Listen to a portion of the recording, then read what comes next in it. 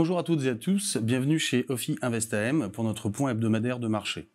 Alors, on a eu une semaine avec une grande décrue des taux d'intérêt assez nette, puisque ça faisait quand même 3 semaines que ces taux d'intérêt augmentaient continuellement, sous un double effet. Le premier, qui est peut-être dû à un certain nombre de déclarations des banquiers centraux, notamment vendredi, deux membres de la Fed, ou ce week-end des membres de la BCE, Madame Lagarde elle-même, qui, compte tenu de la hausse des taux longs récents et en creux des taux réels, sont en train de laisser graduellement filtrer le fait que finalement le resserrement monétaire serait suffisant là où il serait, et envisagerait donc de ne pas faire de hausse supplémentaire de taux d'intérêt dans les mois à venir. Alors on en était déjà quasiment sûr pour la BCE, là dans le cadre de la Réserve fédérale, ça prend un peu plus corps,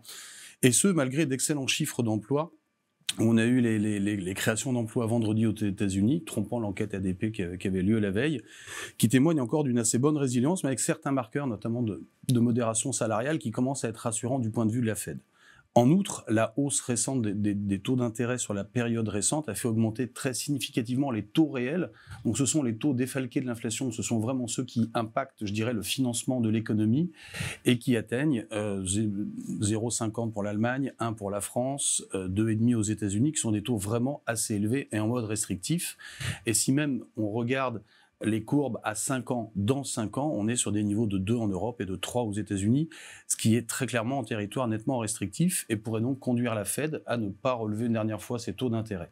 L'équation, en revanche, ne change pas sur la partie longue et on devrait avoir des taux courts qui restent élevés pour une période durable. Les courbes ont même d'ailleurs, sur ces dernières semaines, augmenté le fait que non seulement il n'y aurait pas beaucoup de baisse de taux en 2024, mais très probablement moins en 2025 et en 2026, actant par cela même le relèvement de ce que la Banque centrale américaine appelle le taux neutre de moyen terme, celui qui n'est censé ni contracter ni dilater l'économie, qui a été relevé. En conséquence, nous avons relevé de 25 centimes les cibles que nous avions depuis le début de l'année en termes de taux d'intérêt à 2-3 quarts sur le 10 ans allemand, 3,25 sur le 10 ans français et 4,25 sur le 10 ans américain, dans la mesure où nous sommes toujours convaincus qu'un ralentissement progressif à venir devrait faire refluer les taux d'intérêt d'ici la fin de l'année.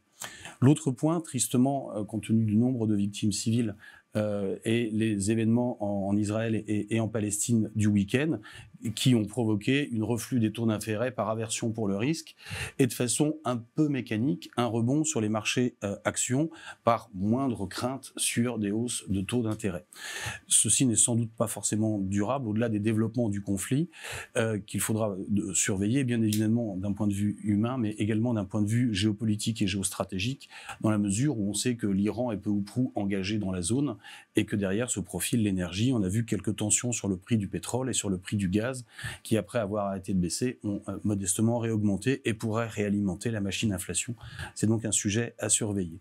Plus globalement, sur le front des actions, les marchés ont certes un peu rebondi, mais ont assez nettement baissé. Nous avions toujours cette vision stratégique, tactique un peu baissière, depuis le mois de février, considérant qu'à 15%, l'Eurostoxx avait à peu près fait son trajet de l'année.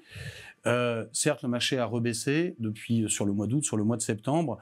Nous nous rapprochons du moment où on pourra remettre un pied dans le marché action pour repasser neutre, voire même se surpondérer.